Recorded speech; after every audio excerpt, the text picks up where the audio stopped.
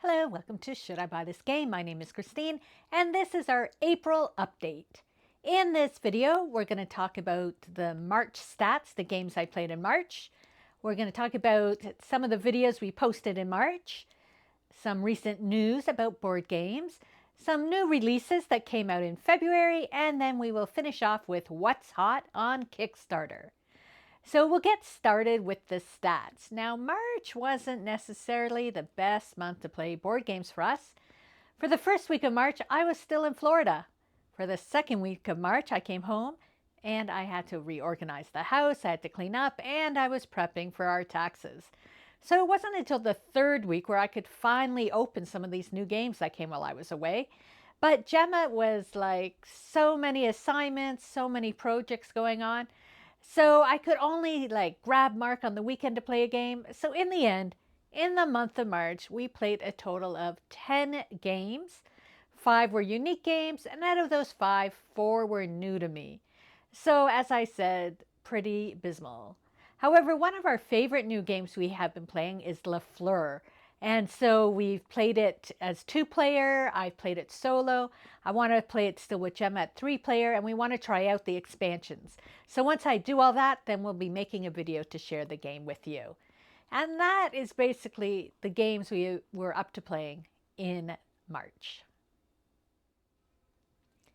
So next up, we have some of the videos, just a recap of what we did this past month. So some of the games we featured were Diatoms, Butterfly Garden, Critter Kitchen, the Beacon Patrol and Ships and Shores expansion, Pack the Essentials, Hissy Fit, Canvas the Big Box, and Confusing Lands. As well as I spent an afternoon at Breakout Toronto, which is our local game con. I was just there for a Friday afternoon, so I put together a little video of things there, and you might want to watch it because in the video there's a little sneak peek of a highly anticipated game. It's still in prototype, but it will give you a little bit more insight to the game, so you might want to check that out. Then we also did top 10 games I play on Board Game Geek's Top 100. And this is where I went through their Top 100 and picked out, there's only 10 games on the Top 100 that I actually enjoy playing. And so I talk about those 10 games. And then finally, I posted 10 tips for new board gamers, but it could possibly help people who have been playing. And we filmed that, Gemma and I filmed that at Disney. And I had like big plans for when I had planned on filming this video in terms of the locations, to learn that they play music everywhere. And to keep it copyright free, I had to avoid all the music because I thought, oh, we'll film it on the ferry heading to Magic Kingdom. Music, talking, blah, blah, blah. We'd film it on the Skyliner. Oh my gosh, every 20 seconds they're telling you what you're going over. And so in the end, we had to really okay, we will be here, and then we turn, and then we turn. And now we have 3 different backgrounds. When we filmed the one, it was outside the Grand Floridian, we were actually standing beside a sign that said, "Beware of alligators and snakes." So I put myself in danger to film that video. So just so you know, I still like the video. I put little segments of Disney, and I just think it's a little more interesting than me just sitting here telling you 10 tips that I suggest. So just by adding in and doing it on locations, it's more enjoyable for me, and I hope it's more enjoyable for you. And those are all the videos that we posted last month. So now for a little bit of news about the channel as well as out there in the board game world. And still the big talk is about tariffs and how they are going to affect game prices. I know on a couple of my local store sites, they've been posting little updates on if you pre-ordered before this date, it won't change the price. If you pre-order after this date, the price may change.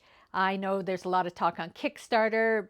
A lot of companies are hoping that they can just do the prices they originally said, but it's a year, 2 years later, they don't know how much more they're going to have to pay. So there's still a whole watch on all these tariffs and how they're going to affect the price of board games. So that's really the big news item that's going around. Then on a lighter side, as you know, I was at Disney last month, and so I decided, we collect Lorcana, and so I decided that I would bring some of my cards, because we have so many extra ones.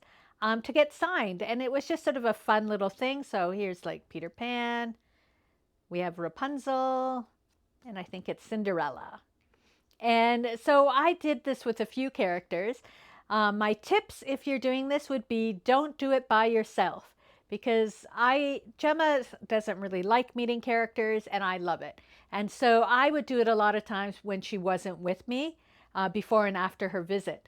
And so I would have this, I would have my pen, I would be trying to take a picture of the character, then getting in a picture, and the cast members weren't that helpful. So if you are going to do this, I suggest having somebody with you that can hold the book when you're getting a photo or vice versa, and it will make it a lot easier. I'm thinking when we go on our cruise, it might be easier because it's a lot more compact, and I find those cast members a bit more helpful. That and Gemma, I can coerce her into coming with me on the cruise to get signatures. So I might bring some. I already know basically who's going to be there, and bring cards and get some of the characters to sign them on my cruise. Could be fun. But if you do collect Lorcana, it could be another fun way to collect autographs from the different characters if you like meeting characters. And the last thing I just want to talk about is I've been busy working on a video on how to cull your board games. And this is a 3-step process. And so I've been working through the steps and getting a whole pile of games culled out of my collection. So I'm hoping that I will be posting that hopefully later this month, because I still have to finish culling and cleaning and getting things organized. But with Gemma, I didn't want to make too much of a mess cleaning while she was in the midst of all these projects. So hopefully maybe by the end of the month you will see that video, and it will help you if you're really wanting to like cut down on the number of board games you own. Now we'll move on to some new releases that came out in March. And the first one is Unconscious Mind. And I'm just going to read a little snippet. It's a Euro-style game featuring worker placement, engine building, multiple rondels, and cascading effects. And we saw this game all set up when we were at PAX, and it is a huge game on your table. And it looks like it's an amazing game, and I know so many people are excited for it. However, for me, I just saw it and was like, my mind already froze, and I'm like, I don't think I could handle that game right now. But I know so many people are excited for it, and it is now available in retail. Another game that came out was Butterfly Garden, and I showed that one to you last month. So that is a really fun strategy game. Then there's Diatoms. I'm so excited that one finally came out. I'm really enjoying that game, and has a really great solo mode as well. The Final Girl Series 3 is available if you like Final Girl. One that caught my eyes was Quacks and Quacks Deluxe. And what they've actually done is rebranded Quacks of Quedlinburg, and maybe a new company is taking it over, and now it's just called Quacks. So if you already own Quacks of Quedlinburg, it's the same game. Quacks is this one game. Quacks Deluxe is with the expansions. Cascadia Junior is now available. So if you have kids, it's sort of the introductory game for the younger age group. And then Come Sail Away, I just picked up. It's a Sashi and Sashi game. And if my knowledge is correct, it's about, it takes place on a cruise ship. And so I'm excited to finally like check that game and play it. So check out the game and play it. So those were some of the new releases in March that caught my eye.